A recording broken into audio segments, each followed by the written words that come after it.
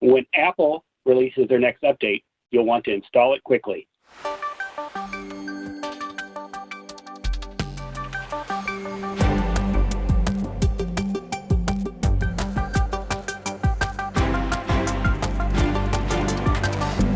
Hey, John, so it sounds like we're going to get a new update to Apple's iOS soon. What's so special about this one?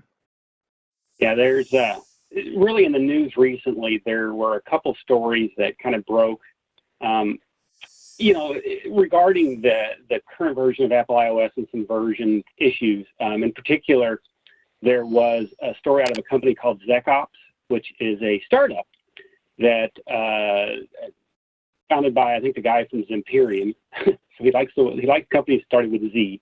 And ZecOps found this issue that if a particular piece of mail formatted in a certain way was sent to a device, it could cause the device to get a little funky, technical terms.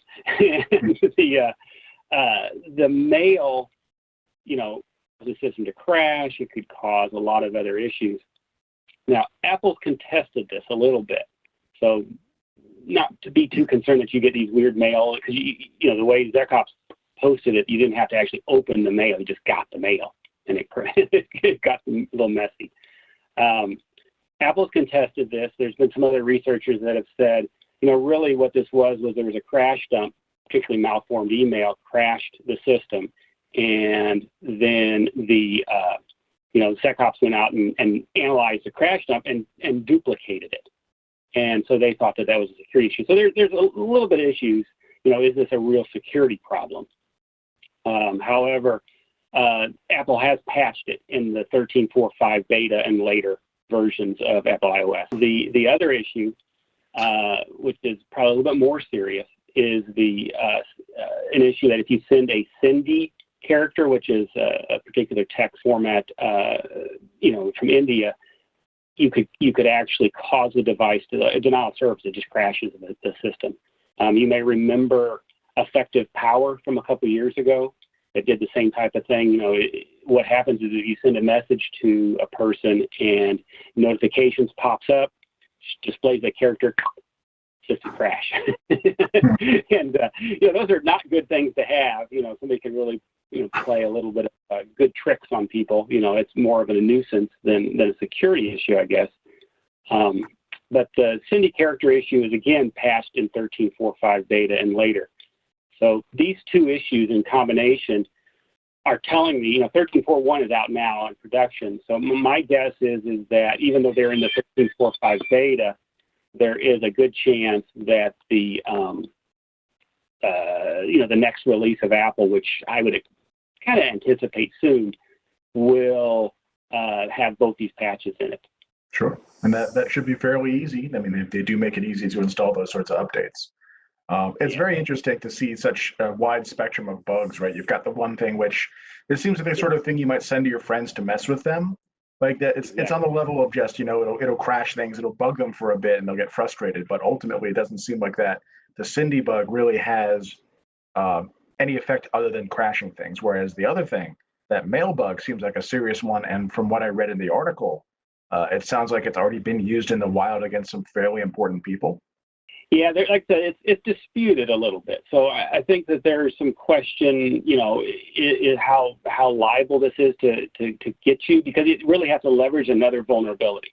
If you think about it, it's not only just this mail issue, which either impacts the Mail D in the newer versions of Apple.